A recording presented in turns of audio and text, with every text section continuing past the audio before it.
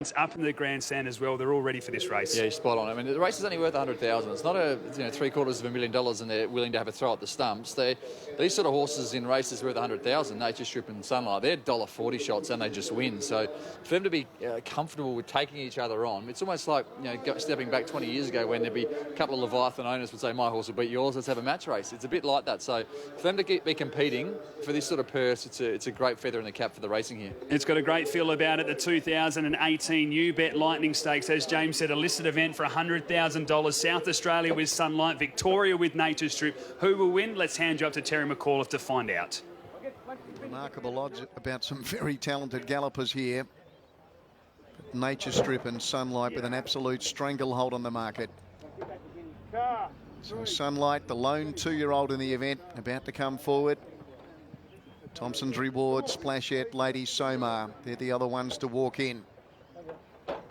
They'll be ready for a start here shortly. Thompson's Reward goes up. Splashette, Lady Somar.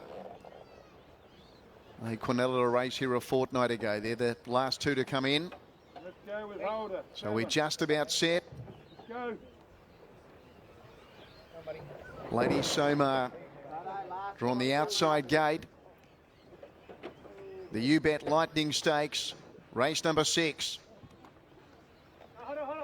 Set for a start.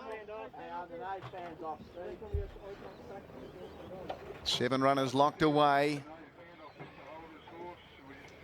The starter not quite happy.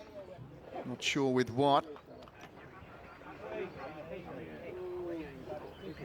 That information just coming through. You can hear from the two-way. There's a little gear adjustment with Lady Somar in the gates.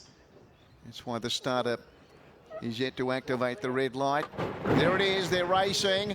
Oh, Sunlight clearly won the start. Nature Strip began only fairly and Sunlight pounced on the lead from Nature Strip.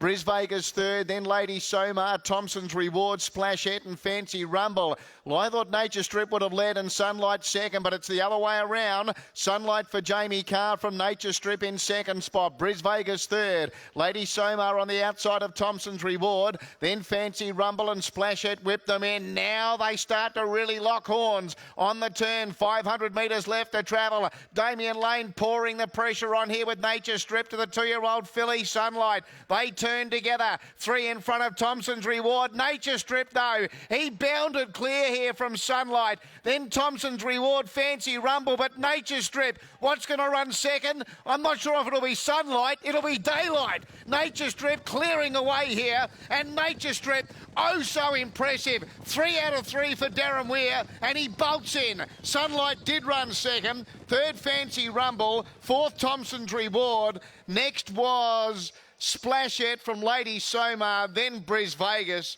and goodness me, I think the phone might be ringing.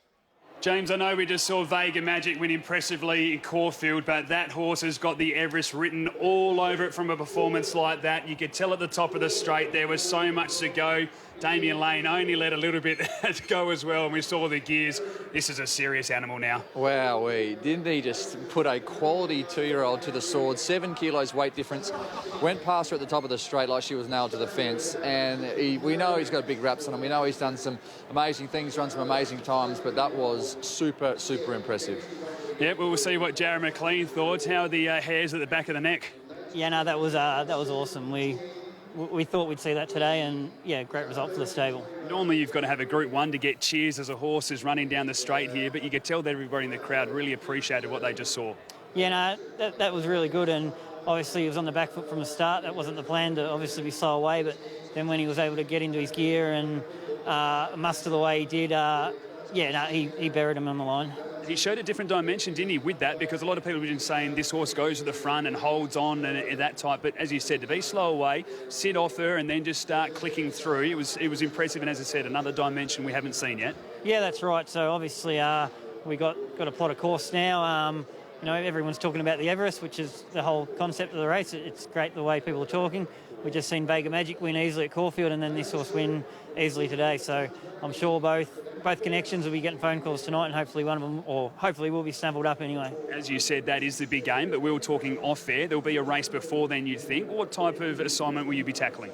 Yeah, I know a horse like Brave Smash, who's in the Everest, he's going to possibly have 2,000 metre runs at Moonee Valley. So whether he has, a run in one of them, and even Weary, the way he trains, I wouldn't be surprised if you gave him a hard run at 1,200 somewhere before that too. So, obviously you've got to get in the race, but we come here today to win.